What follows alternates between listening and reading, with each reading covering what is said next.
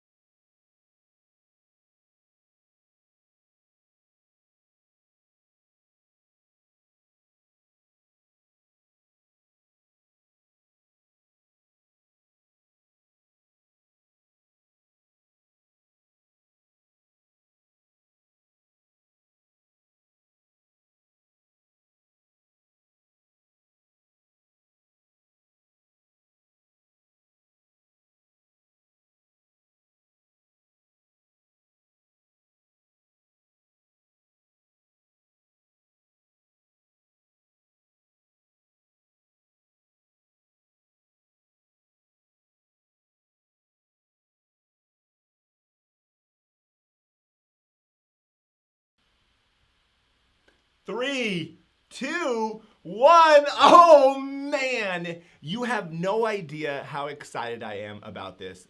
Because of COVID, normally I get around the country and like meet students and go out to different schools, and I just can't do that. This last year and a half, it's been nuts.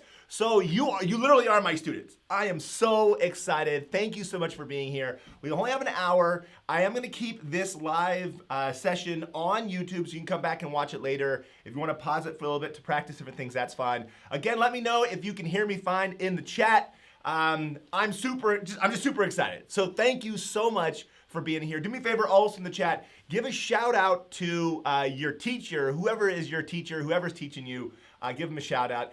The plan is this, we're talking about macroeconomics. If you're a micro student, you're in the wrong place today. Tomorrow we're doing microeconomics, and we're gonna cover all the units 1 through 6 today, not in detail. Now I know a lot of people go, okay, I wanna know bank balance sheets, when someone deposits money from the cash in their pocket to the bank. We're not really doing that today for this session. This session is staying a little higher up, focusing on the big concepts. And the reason why is if you're, obviously you're getting ready for the test, you wanna know like what's the big ideas I gotta know first, because that's where you're gonna get the most of your points. If you don't understand that, then what's the point of getting all the little details? Anyways, I am thrilled and super excited to jump into it. You know, because you saw the ultimate review packet. I saw someone said something. They said he's probably gonna stop the video halfway through and say, go buy the ultimate review packet. I know I do that a lot. I'm sorry. I'm an economist.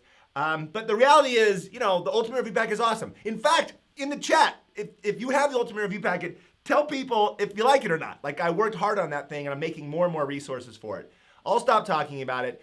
You did have to go do it anyways to go get the resource for today. It's going to be a kind of a sheet that looks like this. Go get it. This is graph mode right here. It's the live stream review sheet. We're gonna be filling this out along the way. You can do it on a piece of paper, that's fine, but this is a good way to keep all things organized there right in your mind. Something else you should take a look at. I'm gonna show you this first. In the Ultimate Review Packet, and both of these are free, in the Ultimate Review Packet, I have a sheet that breaks down all the concepts. Now this is based on the College Board's AP, it's called the CED. It's the breakdown of everything you need to know. And basically what I would do, and here's what I suggest you do. The first thing you gotta do if you're getting ready for the test is take a practice test. Sit down, take a practice test from the past, see how you do. If you get a 5, don't freak out about econ, go study for calc or stats or bio, whatever other AP classes you have, go focus on those for a little bit. But that's going to help me know what you know and what you don't know. The other thing I would do is I go down the line. This is the course breakdown that tells you all the different concepts in the class, and I just check mark each one of these. If you don't know this, then maybe you'll have to go back and watch a video about the money market. Each one of these is a link to my YouTube channel, and these all tell you, there's one of those specific videos on YouTube that cover that topic. So keep in mind, this resource is free. It's in the Ultimate Review Packet. This is a good, it's only 2 pages long, and it tells you the key graphs and the key skills. So I would start here when it comes to okay, I got to get ready for the AP test. So go ahead and do that, and make sure you got that stuff in your brain set to go. Circle the things you don't know. Go watch videos on those, and do a whole lot of practice. Here we go. It's time to practice. I'm super excited. The most important thing you got to do in an econ class is you got to graph. I mean, you got to graph. You got to feel comfortable drawing the 6 graphs of this class. That's what I have for you right now. I'm going to go pretty quick right here, so don't freak out about that. But I want you to draw each one of these. You can see it says, correctly draw and label the following graphs showing an economy with a negative output gap. You're going to need that information for a few of them. So right now, I want you to draw and label that for each one of these things. Get in there, start drawing. I'll talk to you a little bit as you do that. The one thing I do want to point out is everybody knows you got to practice in this class. You got to sit down and practice this stuff. The graphs look easy, but on the test, right, they ask you to draw out the graph, and if you memorize it and don't really understand what you're doing, you're going to have a hard time because they ask you tricky questions. The good news is the macro test is very predictable. A lot of times you can take a guess on what they're gonna ask, and I give you my guesses each year too. So I'll be making a video before the AP test telling you what I think it's going to be. But here we go. Let's draw some of these graphs. First, production possibilities curve. It doesn't really matter if you put consumer goods and capital goods down here or you switch that. Just understand the idea. We're looking at an entire economy. So don't put cars and tractors or something like that. We've got a production possibilities curve. And there it is. Now I'm gonna finish off where we are in a second. Aggregate demand and supply, you've got price level, GDP. I know that you know this stuff, that's why I'm hauling butt through this. We've got aggregate demand downward sloping, short run aggregate supply, which is upward sloping. And I'm gonna leave off the long run for a second. Over here for the Phillips curve, by the way, real quick, you should recognize this. This is unit 1. This is unit 3, this is unit 5. So you've learned these concepts in different units. This right here is inflation and unemployment, not employment, but unemployment. And you've got a downward sloping short run Phillips curve and a vertical long run Phillips curve. Now here's the key to this, gotta know this. Remember, today in this session, we're focusing on the big concepts first. Before you start telling me in the chat all the little tiny things you want, let's focus on the big things first. We want a negative output gap. We're going to call that point A. Somewhere on these 3 graphs, you can draw point A showing you a negative output gap. I could give you a positive output gap or full employment. The economy can be in one of 3 places. Recessionary gap, negative output gap, full employment, or inflationary gap, or positive output gap. You've learned that, you get it. So I do want to point out though, notice that that's different than these. These don't tell you where the economy, excuse me, actually is. So here we go. On this one, point A. Notice it's not a shift in the curve. These workers didn't die. They're alive. They're just not working. So we're inefficient use of our resources. Point A. We're always where aggregate demand hits the short aggregate supply. Always, always, always, 100% of the time, we're always here. So I'm going to go dot, dot over. There's the price level and dot, dot, dot down. There's the quantity. I'll put Y1. What we need to know is where's the vertical line go, the long run aggregate supply. It can either go on the left, down the middle, to the right, and that's it. So putting it on the right, this helps. One of the teachers says, okay, recession, put it on the right. So if that helps you out. Where we are is to the left, but the vertical curve is to the right. This is where we want to be. At the quantity full employment, long run aggregate supply, but this is where we are. We're producing less output than we want. In fact, I'll put circle A. A is here. There it is. Now the AP test doesn't want you to label A in here. Make sure you have price level and GDP, get the idea. Recessionary gap, over here. Where is it? Well, it's right here. No, not here, it's right here. That is point A. Each one of these graphs are saying the same thing. The economy is in the crapper. It's not doing particularly good, and we've got some problems. and we're going to try to fix those problems. Usually government jumps in. But before we get that, let's finish off the other 3 graphs. First of all, let me know in the chat what you think. Someone said, forgot everything. Sean, don't worry, you'll get it back, bro. We can do this. Let's do it in class. I'm just reading some of the stuff you're saying. Okay, these are the other key graphs. Now, first of all, when it comes to free responses, you can get like points just like sometimes like 20%, maybe sometimes 30% of just the points is just the graphs. So make sure you can draw and label the graphs and you understand what you're doing because that's it. There's only 6 of them. Compared to micro, it's not bad. Okay, money market graph. Here is the nominal interest rate. Down here is the quantity of money. Good, you know it is a vertical supply of money that is set by the central bank and a downward sloping demand for money, which sets the nominal interest rate, which is right there. There's the quantity of money, there it is. Something I want you to notice really quick, these 2 graphs are identical. Notice they're a vertical line, a downward sloping line. They're different concepts, obviously, but they're identical ideas. Students always want to put like a dot here to say, oh, there's a recession. This doesn't tell you where the economy is. This is a policy graph. It tells you what could the central bank do to manipulate these other graphs, right? Notice, by the way, real quick, I gotta point this out.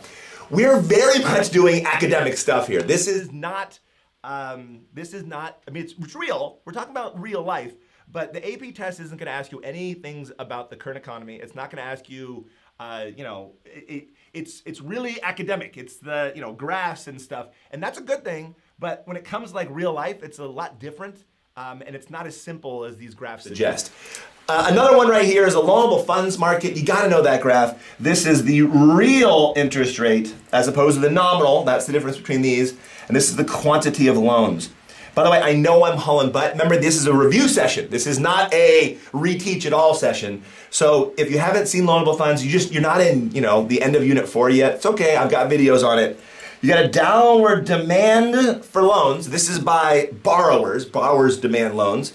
And the supply is by lenders or savers, and that sets the real interest rate, right? I'll put a little R, make sure that's real. And then down here is quantity. Notice nothing else, no vertical line, nothing else going on. This is just telling you what's happening with savers and borrowers in an economy, and that can shift, which we'll see in a second. All right, last one, foreign exchange. Now, the AP test will never, let me back up. The AP test will never have you say, draw all 6 graphs like this. It'll be, okay, draw an economy.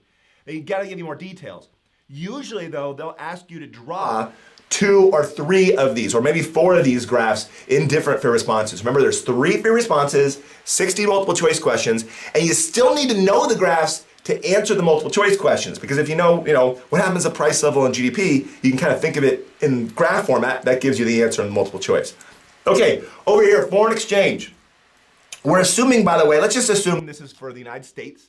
Right, we're looking at the United States here, and let's assume that we're looking at the dollar, all right? And by the way, I'm assuming that because I said it. The free response will tell you specifically what to draw. So this is the exchange rate. Down here is the quantity of dollars. We've got a downward sloping demand, an upward sloping supply, and it sets the exchange rate, right? And down here is the quantity. So this exchange rate tells you the value of dollars relative to other currencies, right? That's the idea of exchange rate. You get that idea. This is all Unit 6. In fact, here's a good time to give you a reminder. This was learned in Unit 1. This is Unit 3. This is Unit 5. These 2 were learned in Unit 4, and this is in Unit 6. And so basically, each unit, except for Unit 2, has a key graph. There is a graph in Unit 2, but it's not a key graph. Right now, in the chat, tell me what you think that key graph is. I'm not gonna wait for your answer, but let me know, because there's a 30-second delay. But right now, tell me what you think that final graph is. They don't ask it on free responses. They might not ask it, but it connects all these concepts, all right? I'll see it in the chat in a second. Remind me to make sure to take a look at it. Okay, one more time, notice point A, point A, point A. That's where the economy is. These graphs don't show you where the actual economy is. Let's jump into the bottom question, question 7. Show what will happen on all 6 graphs if there is an increase in government spending. An increase in government spending. What is that? Well, that is fiscal policy. We'll talk about this in a second. There's basically 3 things that can be done when we have a recessionary gap. Oh, right answer, by the way, came in from several of you. Look at you guys. The answer to my question earlier was the business cycle. The business cycle, the one that shows the economy and it over time, and it goes down and up over time. Business cycle is another key graph that you don't need to draw the fair response, but understand the idea. The economy has recessionary gaps and full employment and inflationary gaps. You guys are awesome. Everyone's coming in. Okay, fiscal policy is what we're talking about here. What's going to happen on these graphs? We're assuming the government uses deficit spending, so that'll help you with another one of them. But this is important because this is what the AP test does. They usually give you a fair response, draw a graph, where's the economy? They say, okay, something happens to that economy, whether it's no policy, fiscal policy, monetary policy, or some random shift, some random thing that occurs and there's decrease in consumer spending or whatever, and you have to be able to draw that on the curve. So here we go, right here, I'll put B. Let's assume there's enough fiscal policy to close this negative output gap. Is that going to shift aggregate demand or short aggregate supply? The answer is aggregate demand. Super important. Aggregate demand is what shifts. Fiscal policy is a change in government spending is going to shift aggregate demand. Okay, aggregate demand is going to increase, right? So this is going to put point B, this is point B, and we're going to put this right here, point B. These graphs are all saying the same thing. And this is the, and again, I know that you know this, and maybe this is a little too easy for some of you, but if you understand, this is showing where an economy is. These graphs must talk to each other. If you put point B up here, something's wrong. Like why would you put point B here? Because this is not at full employment, right? This is the idea of full employment. In fact, I didn't label that, but I can put it right here. This is full employment. Really quickly, notice I haven't talked much about Unit 2. What is full employment? When you see the idea of full employment, you understand that we're talking about the idea that we have only cyclical unemployment. That's where we are when, by the way, my paper is going to get nuts and crazy, so maybe you shouldn't follow me. Only cyclical, no frictional, no structural unemployment when we have full employment. And that's the idea of this vertical line, which is kind of the same idea as this vertical line. This is how much we produce in the long run if we have, everyone working who, everyone working, and there's not unemployment because of a recession. That's where we'd be, that's where we'd be. You got it, perfect. Okay, for the other ones, what's gonna happen on these graphs? Now, this is gonna get trickier, so pay attention. You don't know on some of them, okay? Particularly for this one right here, the money market, since we use fiscal policy and not monetary policy, I'm gonna leave that graph as is. You could say, well, maybe because well, actually, I should label this. Back up. I messed up, back up. Make sure you label, right? Label that out, price level. So you gotta make sure, anytime in the AP test, have that arrow, have that label. Teachers right now are flipping out. No, you gotta label it.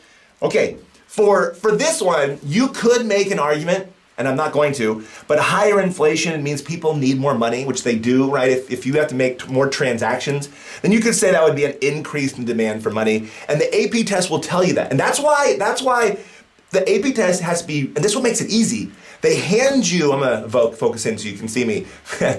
They hand you the answers on a silver platter. They'll say, okay, if there's inflation, what's gonna happen to the demand for money? And they'll basically hand you the answer because they couldn't say if there's an increase in government spending, what'll happen to supply and demand for money. It would depend. Are you talking about the output? I mean, was there monetary policy? What was going on? So they'll hand you the answer if you read the question carefully. I'm not going to shift that one for now, but you could shift the demand up and say there was more demand for money because of inflation. Let's go focus more on loanable funds. Now this one is also tricky. Because we use deficit spending, that means that the government borrowed money that it didn't have. So they had to do more borrowing. Now there's two ways of representing this concept on that graph. It depends on which textbook you have and how you think of it. One way of doing it, which I can draw but I'm not going to, is an increase in demand. You could say, oh, well, this demand curve represents private borrowing and government borrowing. And since the government is increasing their borrowing, that would increase the demand. And the key to that is that would cause higher interest rates. Now the other way, and neither one of them is, one's not right, the other one's wrong. They're both equally right. The AP test will give you points for either one of them. Unless, by the way, they told you explicitly to tell you what happens to supply or what happens to demand. They might say, okay, what'll happen in the demand, you gotta say it was an increase in demand. But if they say, show what'll happen on the graph, there's two right answers. Demand goes up or supply could go down, right? There's less loans available because the government sopped it all up to go deficit spend. And that would lead to higher interest rates right here, arrow up, and decrease in the quantity. Notice, and all I'm trying to get at here is that the interest rate increased. Higher real interest rate increased. That is a concept. 2 words right here. Write it on your piece of paper and let me know in the chat, what am I talking about? 2 words describing when the interest rate goes up because there's deficit spending. And that actually has some negative effects on the economy because, when interest rates go up, there's less borrowing, there's less investment. Businesses, can't borrow money because the government borrowed all the money. So what is that called? Let me know in the chat. Who's got it? Who's the first person to know? Remember, there's a 30-second delay, so that's why we're waiting on that. Okay. All right, you guys, you let me know. I'm going to start moving on to foreign exchange really quick. Notice I said exchange rate. Sometimes they'll say compared to like the Canadian dollar. So if you said, if they could ask you, compared to the Canadian dollar, what happens to, the US dollar? So you label that differently. Usually they're fine with just exchange rate. So you can just do exchange rate, that's fine, unless they tell you to label it something different. By the way, the answer to the question is crowding out. Boom, crowding out. Let me know in the comment if you got that right, because you probably did, because you're amazing. Crowding out is the concept that an increase in interest rates occurs when the government deficit spends, okay? All right. I can see people you guys got it. You guys got this stuff. All right, over here. Now this is the part that's actually really frustrating, particularly to you mathy kind of students. You want this occurs causing this to occur. That's what you want to happen. I feel the same way. It makes it really nice. The problem is this. Remember I said earlier that this stuff is not that real. I mean, it's real life, but it's not perfect. If there's a deficit spending, some other things that can happen that we didn't even think of can occur, right? Interest rates might not go up, right? There might be, other factors. There might be recessions in other countries, and other countries start putting money into this country because they don't like their own economies. So there's other things that can occur. So the AP test, hand to the answer, silver platter, here's what we're looking for. So there might be several right answers to this depending on what questions they ask. So in other words, you can have the currency appreciate or depreciate depending on the question. I know people hate that. They can't stand it when there's multiple right answers, but that's the nature of economics. And it makes the test easier because there is no one right answer. There's only one right answer to that specific question. Did you guys hear that? Only one right answer to a specific question. So if I were to ask you, for example, if price level goes up, which it does here, what would happen to the supply and demand of the country's currency, right? So you can't see that, but I could ask you that. I could say if GDP goes up, right? If they're now producing more stuff and their economy is doing better, would they go buy more or less of other countries' stuff? Or I could ask you about those interest rates going up. If real interest rate goes up, what happens over here, right? So there's multiple right answers for this.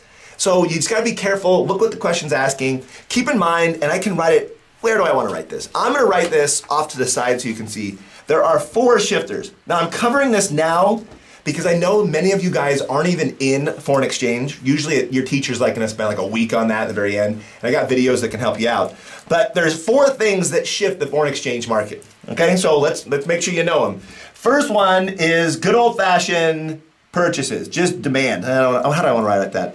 I'll just say, I don't want to write trade either and have you think like comparative advantage, but just say preferences.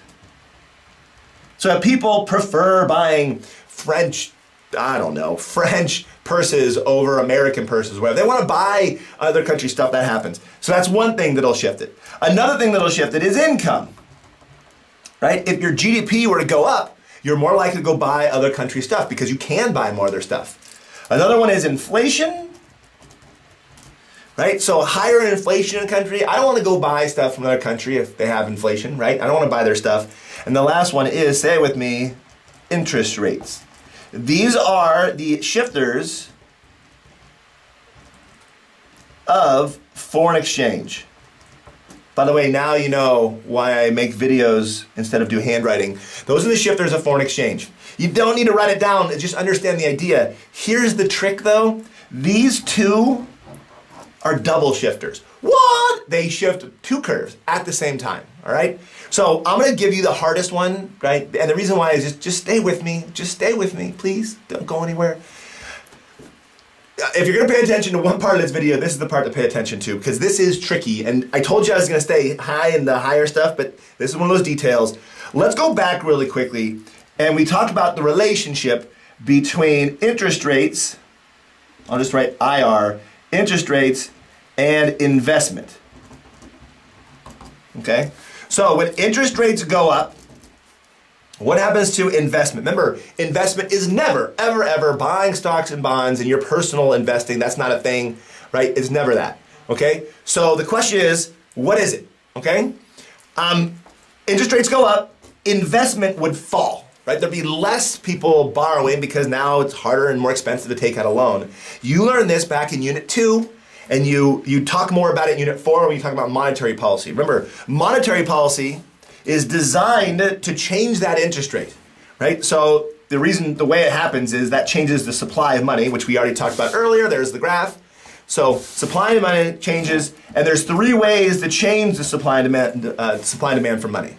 So you know this concept. You've learned it several units. The problem is here in Unit 6 with foreign exchange, it switches. Hello? Now we're talking about interest rates going up. Higher interest rates would increase, right, the foreign assets. I know you can't see it, don't worry. The purchase of assets, I like how I wrote that. The purchase of assets by foreigners. You get the idea. So here's the deal. Stay with me. When interest rates go up, other people in other countries are going to want to buy more of our assets. So investment would go down, yes, but other countries go, oh, cool. Now you've got bonds, and instead of being 2%, now they're 8%. I'm going to go buy those and get a higher rate of return. So interest rates are a shifter. And here's my point. Interest rates are a shifter of foreign exchange, but it's kind of the opposite. In other words, just to simplify it, back in Unit 3, higher interest rates were like a bad thing, right? But here in Unit 6, higher interest rates are a good thing. It'll attract foreign capital from other countries. Okay, so what does that mean? Well, that's what the test would ask you. They'll say, okay, based on the price level change you drew, or based on the GDP, right? What happens to inflation? What happens to income? Or what happened to interest rates? Let's do that last one. Let's assume that this interest rates go up. How does that affect the supply and demand for this country's currency? Now remember, it's a double shifter. 2 things are gonna happen. Again, I know some of you guys haven't even seen Unit 6. Don't freak out. Maybe come back to this video later on, but you're gonna practice it. The first one, the demand for money, right, is going to increase.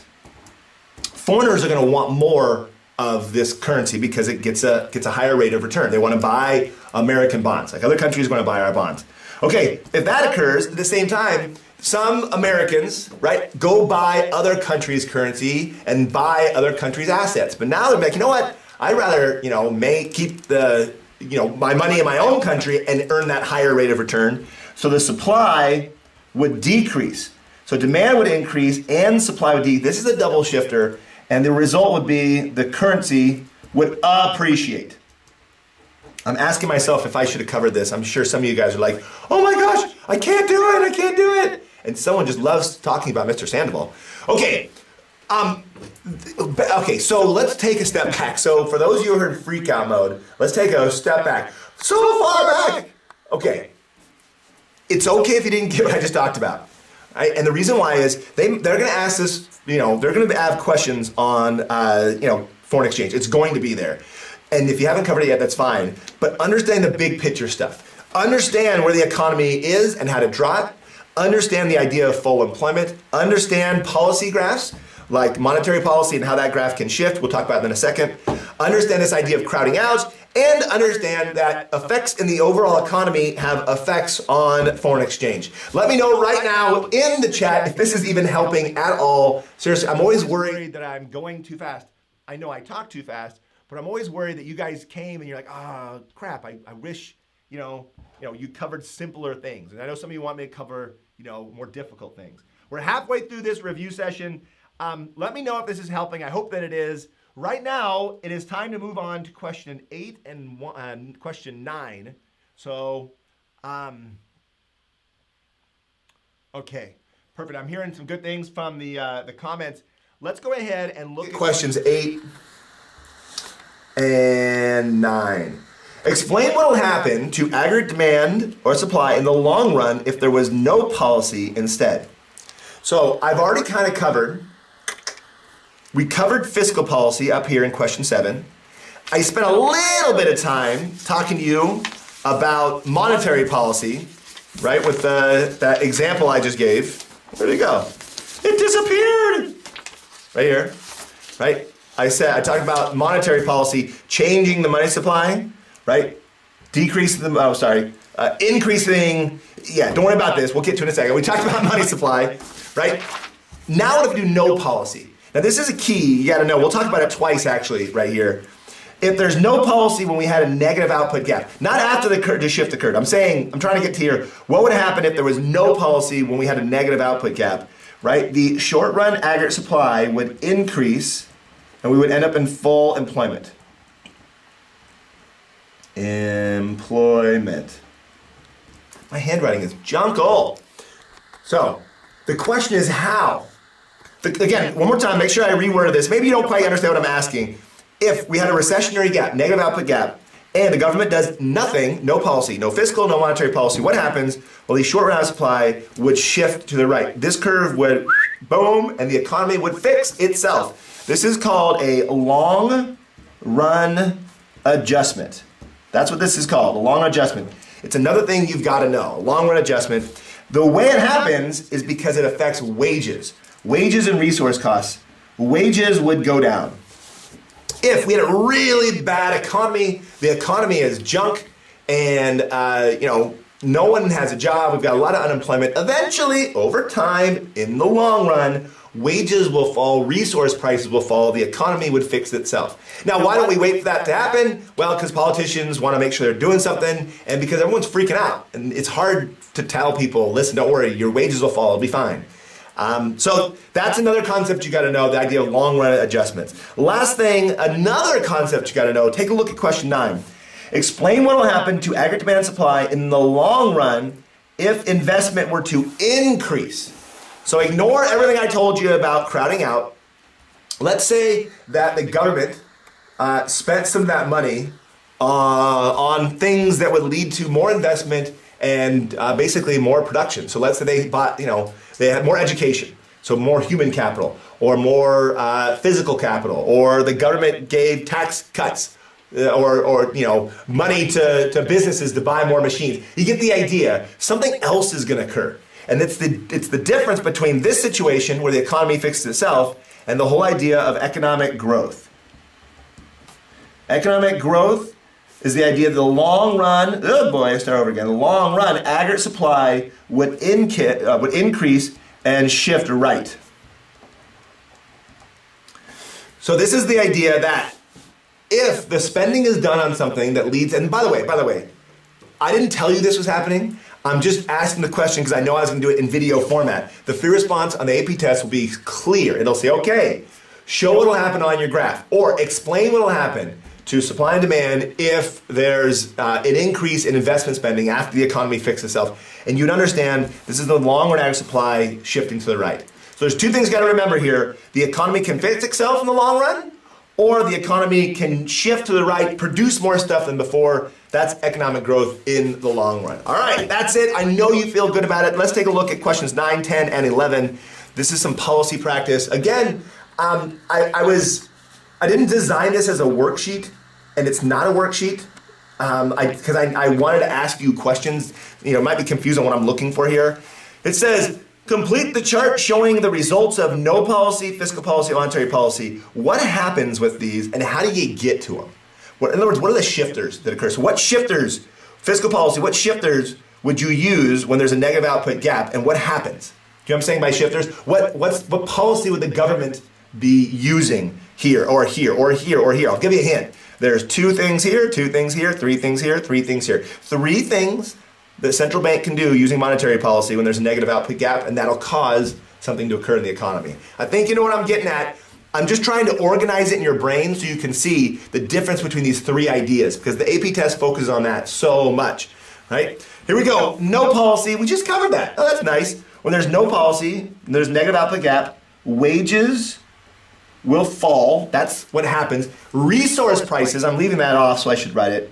Resource prices will fall, right? The price of lumber, the price of workers, the price of concrete, no one's really using that stuff, so the price will fall. So the short run aggregate supply is going to increase. That's right, it's going to increase. Economy is going to fix itself. This concept, I'll draw an arrow, is the long run adjustment. Now the opposite happens the other direction. When we have a positive output gap, the economy is overheating, we've got a lot of inflation, wages over time, and this happens a lot faster, wages go up. Resource prices, I'm not going to write that, I'm lazy. The short run aggregate supply will decrease. Please no, please no. This policy, short run aggregate supply will change. These ones, aggregate demand is going to change. So you got to keep that in your brain. Short run aggregate supply when there's no policy. Aggregate demand when there's fiscal or monetary policy. Always, always, always. The only time it wouldn't be would be supply side fiscal policy, but the AP test doesn't ask many questions about that.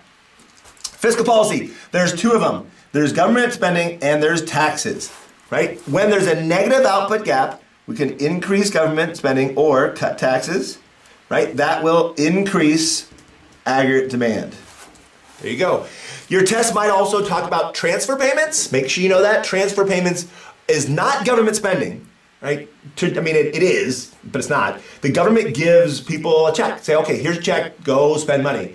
And the reason why it's not government spending is because they're not buying something, but it does get magnified in the economy because of the multiplier effect. They give your grandma, $1,000. Grandma has the $1,000, and that doesn't count towards GDP, right? Because there's a transfer payment. But when she turns around and spends some of that, boom, that counts in GDP. That's consumer spending.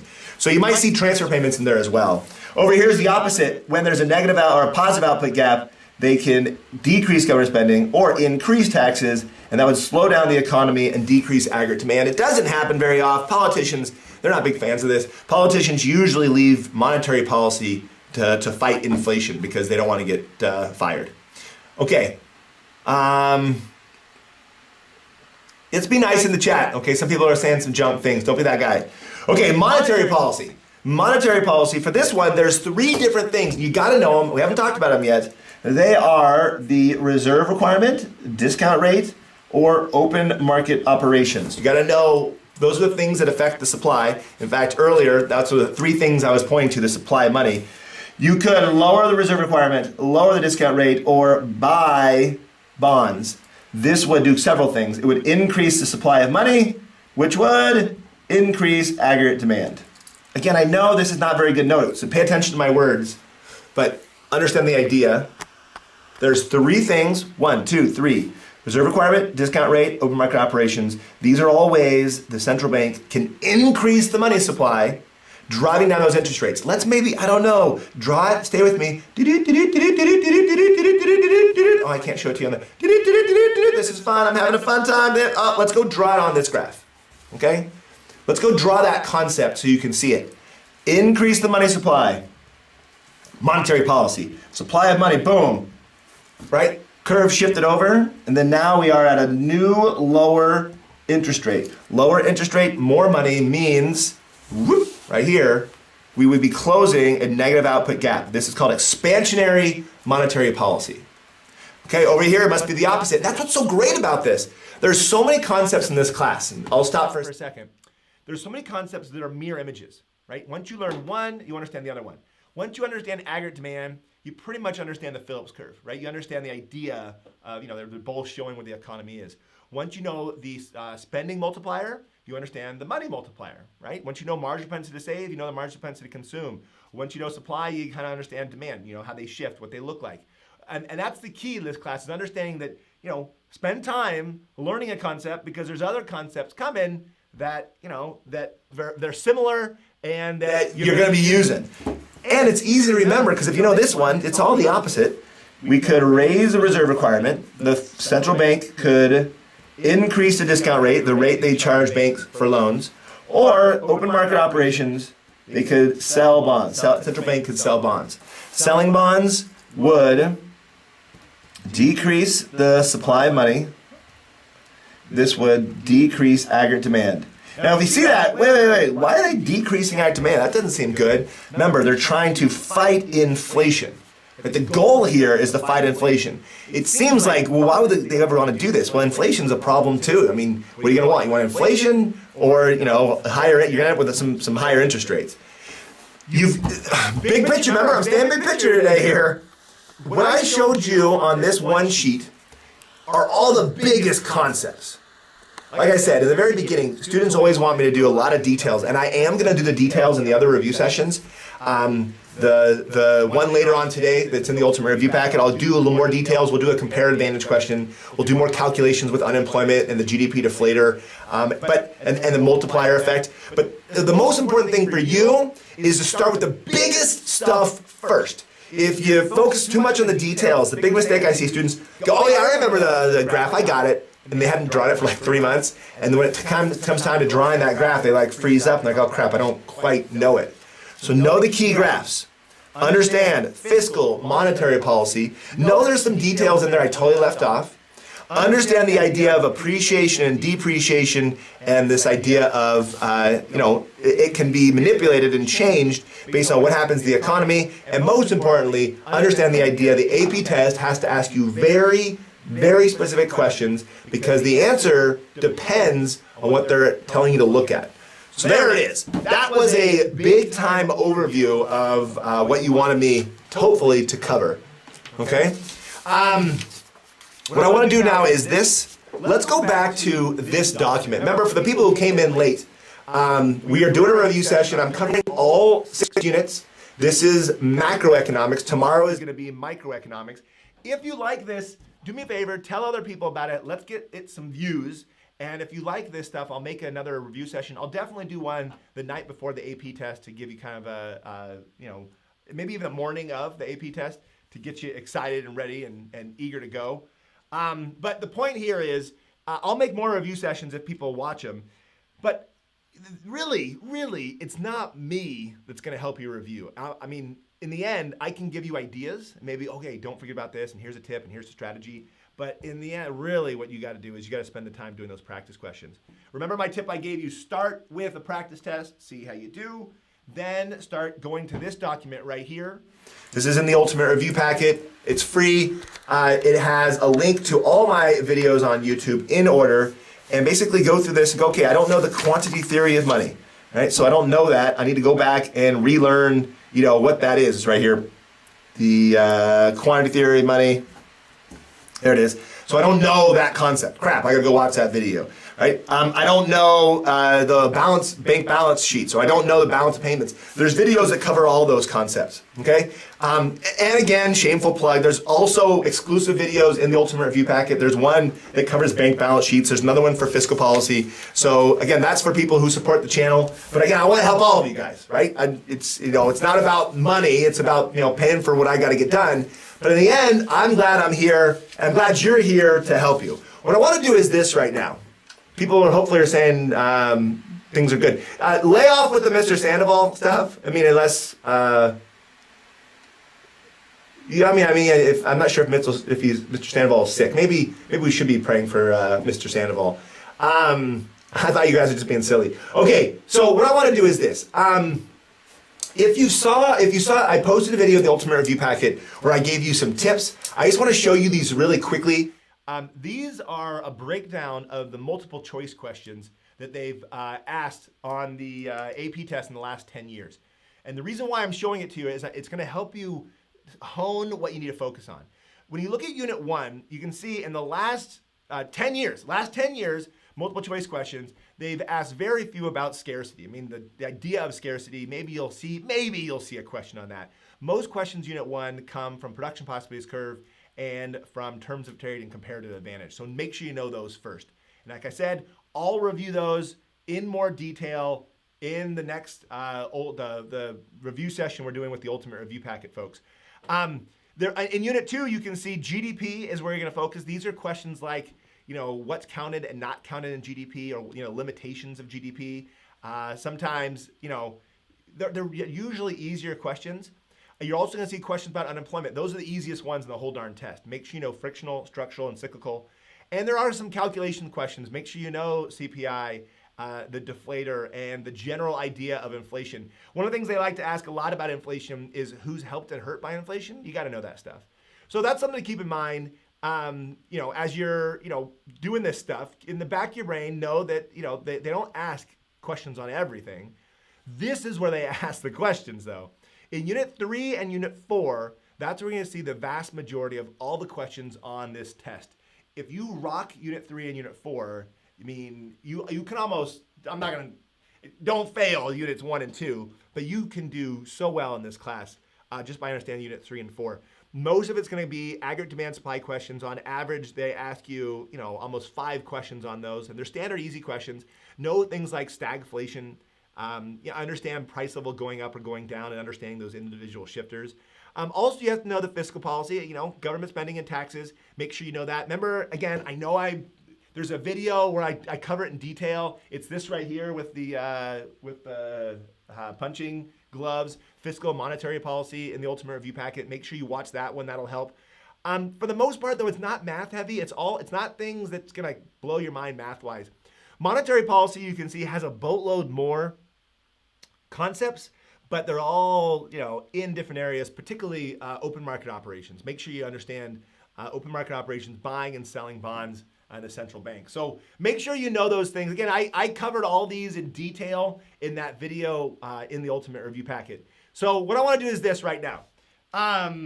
Okay, so the last thing I want to tell you is, first of all, I want to hear some of your questions. So right now, do me a favor, get in the chat, let me know some of your questions, and when I see questions that are a similar thing, I'll cover that. I only have about 10 minutes left here. But the key concepts we've already kind of covered, so now I can go give you more questions and more things. Again, the test itself is predictable. Ask your AP teacher for a practice test and say, can I get a practice test to try on my own? And those are the same sort of questions you're going to see. For the most part, back to that document I showed you, the AP test is going to ask you basically one question out of each one of these. Okay? Someone asked, where to get a practice test? There's 4 of them in the ultimate review packet. But again, you can go ask your teacher. Ask your teacher. They'll give you, one that's actually from the College Board. Someone asked me to go over open market operations quickly. I kind of did earlier, and it is easy. Right? Open market operations is just the idea of buying and selling bonds, right? So open market operations. And you know what? In fact, I posted a video. It's pretty good. It's the one where I use Bop-it to show you about the 3 different shifters of money supply. Seriously, if you haven't watched that video, go watch it. But basically, open market operations is 2 things. Buying and selling bonds. So this is when the central bank, not individual banks, they buy or sell bonds. And when the central bank buys bonds, that increases the supply of money. When they sell them, that'll decrease the money supply.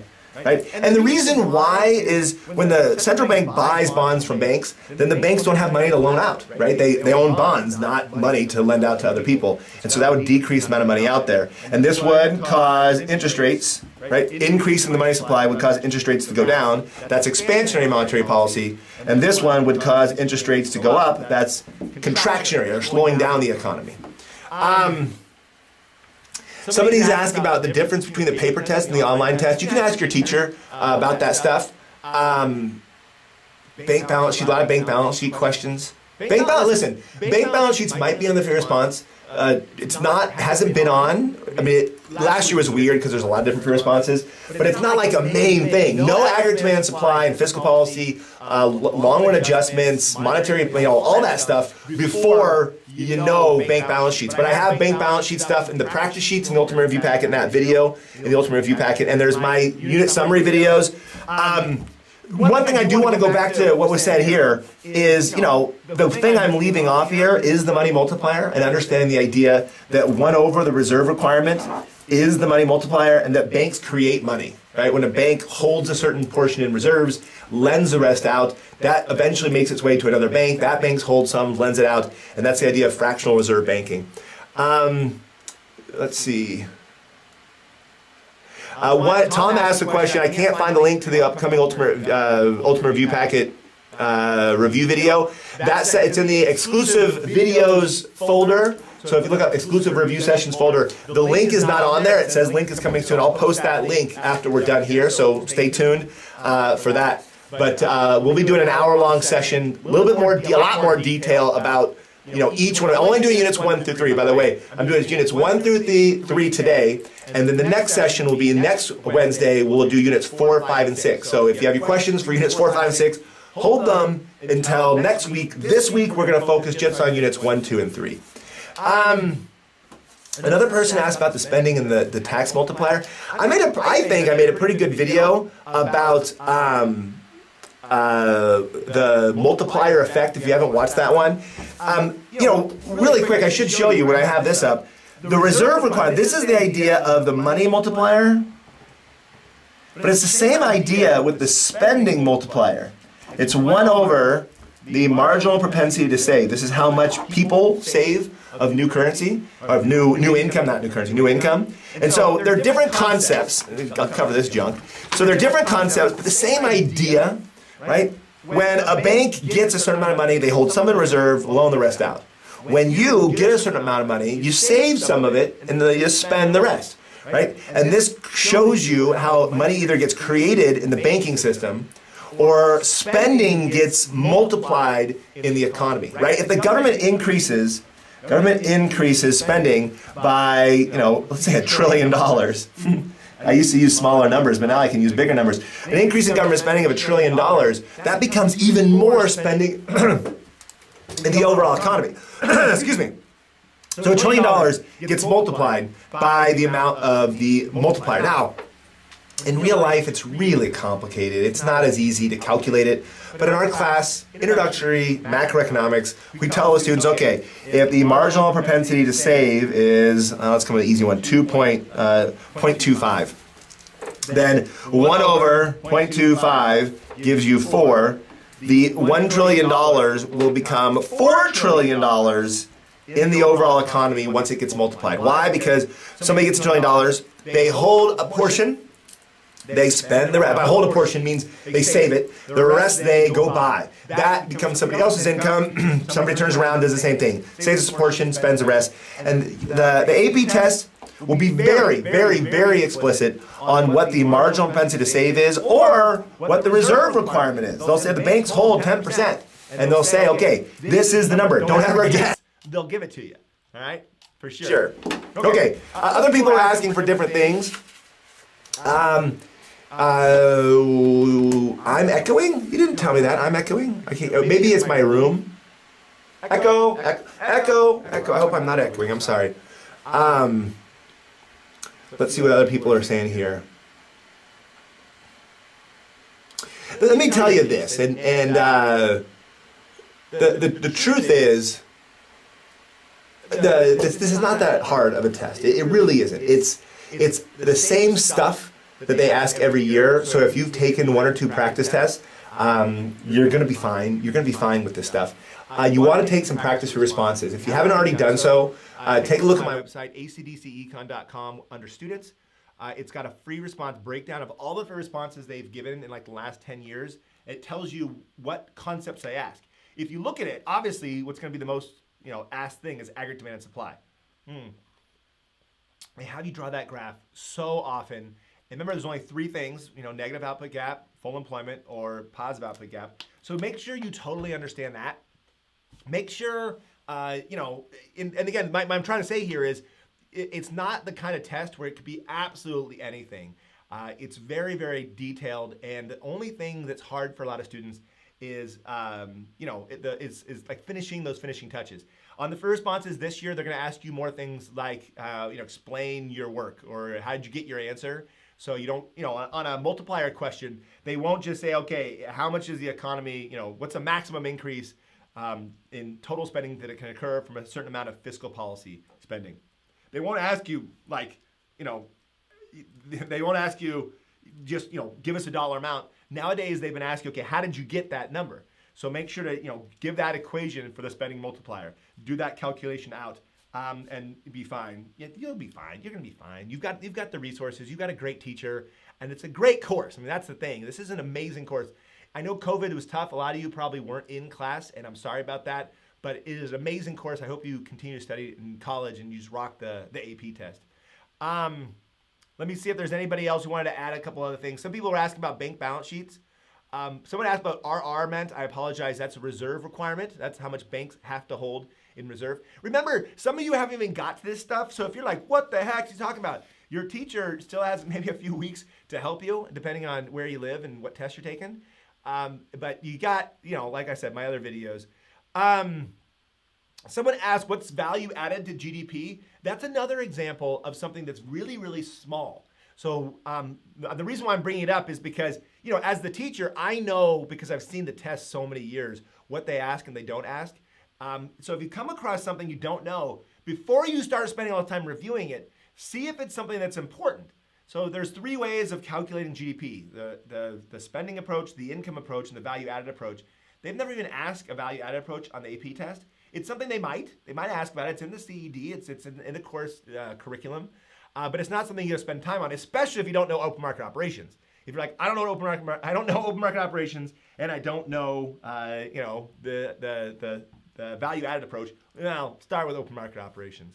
All right, looks like, first of all, I hope someone said he just started Unit 5. Like I said, the good news is this, Unit 5 and Unit 6 are a lot shorter. So if you are thinking, man, I am behind, my teacher hasn't covered Unit 5 and Unit 6. Unit 5 and Unit 6, I taught Unit 5 and Unit 6 in a week, and my students got it, right?